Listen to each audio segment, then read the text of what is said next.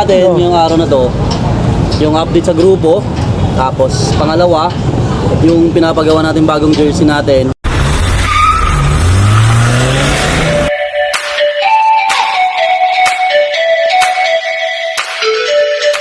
Welcome back! Ito na naman ang inyong Daddy O para sa panibagong episode ng ating vlog. And today's video, nandito tayo ngayon sa Parish of Our Lady of Abandon, Pola, dito sa Hulo, Mandaluyong, na kung saan dito namin napagkasunduan na gawing venue ng first ever meeting na bagong palit na pangalan, Move It Riders El Tigre, na ang former name ay Team Move It Mandaluyong El Tigre, na kung saan ay bumuo na rin ng mga panibagong officers and board members. Natin yung araw na to, yung update sa grupo, tapos pangalawa, yung pinapagawa natin bagong jersey natin. Tapos yung pangatlo, yung plano na magiging rides ng El Tigre, magiging swimming na pinaplano. Yun lang yun. Tapos yung iba, mga other concern. Additional na lang mga concern tsaka update sa apps kung may napapansin. Okay. At nang nagdatingan na nga ang iba pang mga membro ay sinimulan na ang meeting.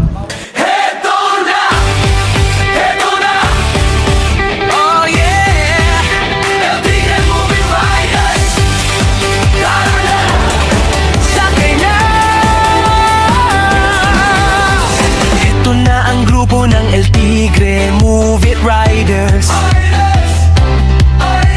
handang maghatid serbisyo anytime na riders. Kaming bahala dyan kahit saan pang punta, trabaho, school o gala. Sige! Tara na! Apps, pag pumasok sa GC, ay sa apps ko, papakita ko either kayo daw. Ang sinample ko nga si Gomer, sabi ko ito si Gomer. Bilang officer naman, Gomer, may pumasok kahapon na GI, ito yung pumasok, papakita ko sa inyo. Sorry. Okay. Sabi ko sa kanya, depende na yung kay Gomer kung ito kayo sa inyo. Ayun, halimbawa, ikaw, papaghanap ka na officer. Dating officer ka, tapos hindi na ngayon, papaghanap ka, depende na kay Gomer yun. May pumasok pala kahapon. May pumasok kahapon. Ganito, ganyan amount. At least alam nila na pumasok. Pero sabing ilapag, wala namang mangyayari ganun. Papakita transparent, makikita mismo ng tao, pero walang... Pero pwede ikwento sa officer. Pwede ikwento sa officer na may pumasok. Bawa, kahit naman sila ng GR hindi officer na pwede niyang sabihin kasi yun ang mapaghanap. May pumasok na pre, kasi nung time na yun, nag-uusap pa lang kami. Hindi pa naman talaga na-decision ng mga na magtitiwalad na.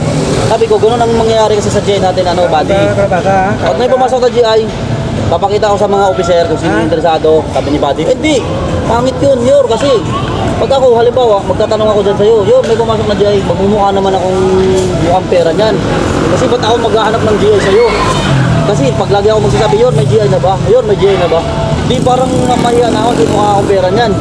Di, ganun na lang buddy gagawin natin. Para hindi ka magmukhang pera. Ikaw na mismo. Ako na mismo magsabi sa'yo, buddy. Tama talaga. Wala namang pumasok kahapon o nakaraang linggo. Ito may pumasok ngayon, buddy. Ako na maglalapit sa'yo. May problema pa sa bagay na yan. Kasi wala na. Pero hindi, against pa rin sila lahat Ang dami nila against. Hindi na pa nag-iiniter yun Pagdating naman ng mga December, diyan naman nila latag lahat. About sa pera yan. Lalo na sa mga away, lalo na sa away. Ito na maligo. Maligo, tapos isa sa pagkain, wala ka namang nalos ginagastos. Ang ginagastos mo lang. Ang bagan. Hindi, busy ka, gasolina, nakarad. Di ba? Kasi may ito ng yung tanong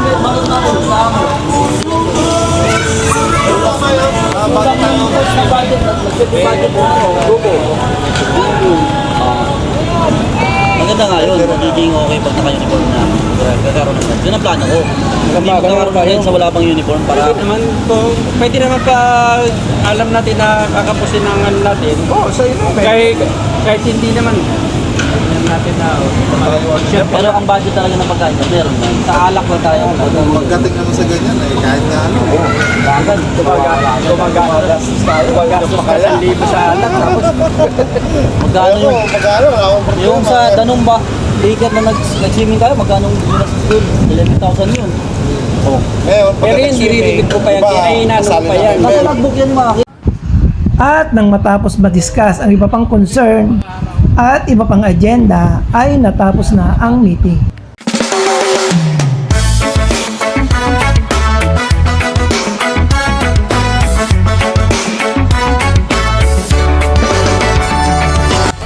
dahil dyan, dito na natin tinatapos ang vlog na to. Once again, this is your Daddy O saying stay safe, ride safe, and God bless. Bye-bye! ang bahay, hangin ang yakap. Sa bawat biyahe, stress ay nawawaglit.